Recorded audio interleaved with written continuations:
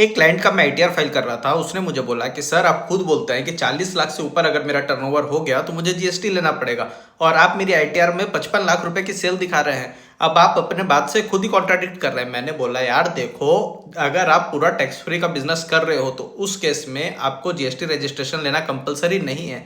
लेकिन हाँ, आपने 1 रुपए का भी अगर टैक्सेबल वैल्यू का साथ में काम कर लिया और आपकी 40 लाख रुपए से ज्यादा आपका टर्नओवर हो जाता है तो आपको जीएसटी रजिस्ट्रेशन लेना पड़ेगा।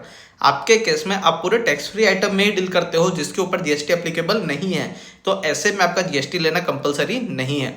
सेकेंडली, आपका जो बैंक अकाउंट है उसमें इतना ट्रांजैक्शन हो रखा है, आपने पूरा टर्नओवर बैंक के थ्रू किया हुआ है, तो हम आपका टर्नओवर इनकम टैक्स में कम ले ही नहीं सकते।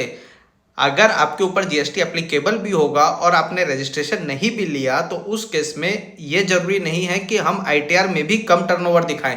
हम आपका टर्नओवर सप्रेस नहीं कर सकते। आईटीआर में तो आपको पूरा टर्नओवर दिखाना पड़ेगा और आपको आगे अपना जीएसटी रजिस्ट्रेशन करवाना चाहिए।